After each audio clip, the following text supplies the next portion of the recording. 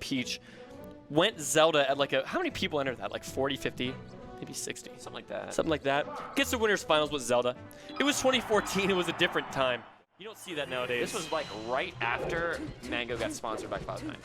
It was his first tournament. Yeah. It was the first tournament that he was like wearing a Cloud9 like jersey or something. Yeah. It was it was special.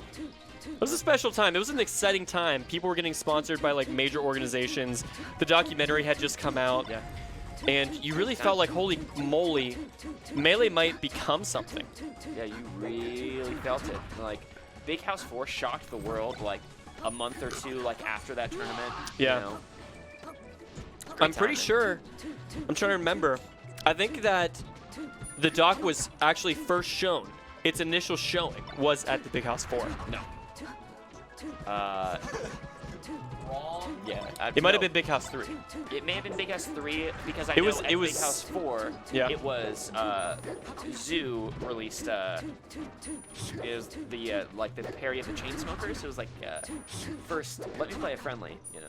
Dun, dun, dun. Oh yeah. Remember that let me take a selfie? Like, yeah. Song? Yeah. It was a parody of that. That dropped before top 8 of Big House. Okay. And I think it was Big House 3. I would believe that. Chat, you can fact check me on this. Yeah, we're Smash historians in the chat. The point is, back in those days, man, you didn't know what was going to happen with Melee, but everything seemed like it was getting bigger and better, and there was more people entering and more people attending and more people watching on streams, and the events were just getting bigger, and like the publicity was getting bigger, and like there was like an ESPN article about Melee, and you were like, what? Yeah. And then all of a sudden, there were like regular ESPN articles about Melee, and that was just such a magical time to be a gamer, to be playing Melee, and just to wonder just how far can we take this community. And you know, years and years later, here we are, 2020, loser semis. If you were in development of Super Smash Bros. Melee for the Nintendo GameCube, you know, you're there in the year 2000 making this game. Are you thinking, you know what? In like 20 years, you think people will still be playing this game? Is that going through your brain? At this point? I mean, I think people will always play at this point. Like, yeah, but literally, in the game's development, could you ever imagine that anyone would be playing this 20 years out? I think it probably didn't even go through their brain. They were like, okay, the first Smash did pretty well. Let's just add more characters and, you know, like, make it a little bit more slippery, advanced. Do you think they knew what they were doing? Do you think they realized just how amazing of a game they had created? I don't know. I just know they made the game in a year, and there's no way they even think about that because they were, you know, not eating, not sleeping. Something that's very prominent in today's world. You know, that crunch. They were crunch time, yeah. I saw a Patriot Act episode about that actually. It's a pretty good new show on Netflix where they talk about topics, and it's like informational yet comical. And they talked about like the video game industry and like the reality of being like a developer and stuff like that. Question for you. Yeah. What do you think IBBW I was thinking stands that for? exact same thing. IB something work. IB Ballin'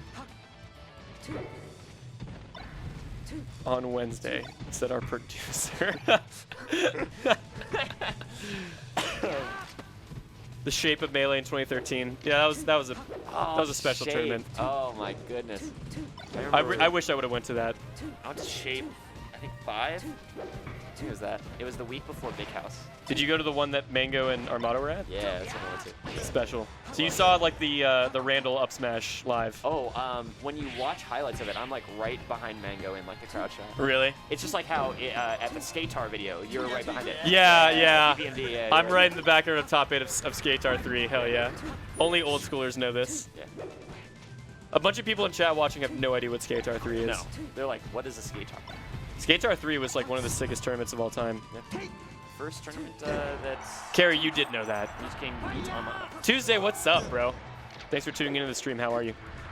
Carrie's seen highlights, and you just see, is that sets? People ask me that sometimes. They're like, hey, by the way, I watched this. Like, is that? And I'm like, yeah. Okay.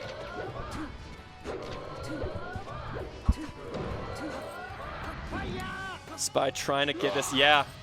I think that Zealot thought Spy would go for a second aerial. That's why he tried to take ledge. Yeah, but then he thought about him thinking about it. This So is big, he's man. Last stock game 1. Again, we know the counter picks in this matchup, especially on Fox's end, are huge. Yeah, they hurt. So Spy, I think Spy has more to lose here. Like, Spy really wants to take this, and Zealot's like probably fine if he doesn't. Oh man, if Spy threw out any other aerial. Whoa, Oh, that's good what a stuff. Reversal. From Zealot, yeah, he gets the Shine Stall out there, avoids the needle, gets the ledge exactly when he needs to. And I like that Spy, he did his best to win the game. He was playing to win, not to avoid losing. And you love to see that. That's what you need to see from him. Absolutely. Takes him right back to Battlefield.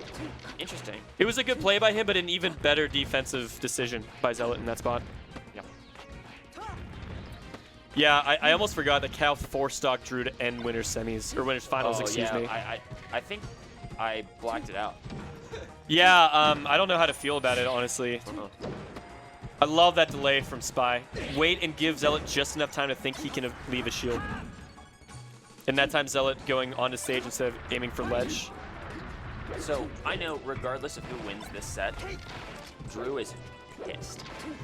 Yeah, I don't think he's happy. I think that either of these guys that win this are going to have their work cut out from them. I love that PC drop from Zealot. I don't know how hard it is on box. It was a bit of a ZZ drop. Yeah, a little bit. It was a little bit of a ZZ drop. Little ZZ drop in there. Whenever either of us PC drop, it's by default a ZZ drop. It absolutely is. Get it? Okay. You had a big F King Pigeon. BFP. BFP. What is up, my guy? We were just talking about this. Cal, he beat Dreffen quite handily, and we'll leave it at that. So many lasers from Zealot. That was masterful. Yeah. Yeah, he's covering the corner quite well. Good pressure. Doesn't take ledge, though. Yeah, I wanted like a back air instead of an air. A little bit longer hitbox. It's rough if you're like pressuring in the corner and you're like not facing that way already. And you can see Spy's waiting out the Shine Stall now, so immediate adaptation from both these guys. That's fantastic from him. Yeah. And that's the scary thing is now Zealot's got to think, okay, do I literally just not Shine Stall next time? Because normally Shine Stalling is what makes me feel safe. It's how I regain control of the situation.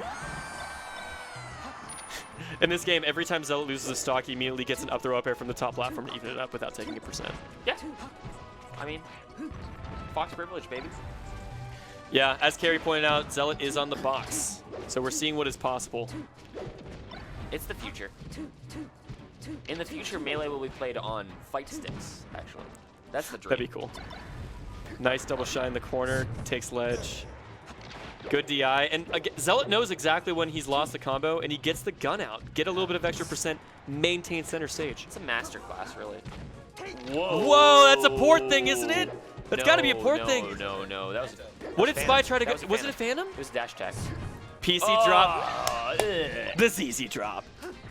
Okay. Yeah. Man, Zealot's in a great spot here, man. True. And as you mentioned, in the year of our Lord 2020, you have to point out Phantoms.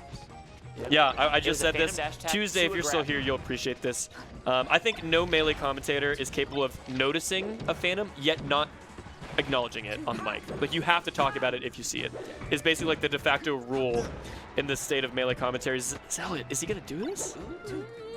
Take a 2-0 lead? I can see it. This is so rough for Spy. Even if he takes the stock, how do you get the next 40%? And you got to think, like, even if he does, oh, you can't take that trade. Yeah, even if he did win that, he still has FD. He still has Pokemon Stadium. Like, And now that you say that, he needs to win this game to stay in the set, of course, but even if he does, he's got 2 FDs or 2 Pokemon, or one of each in a potential Game 4 and Game 5. So Zealot in a really good spot.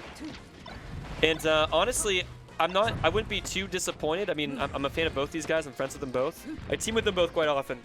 But I personally think Zealot might have a better chance of beating Drew today just because he played him earlier today.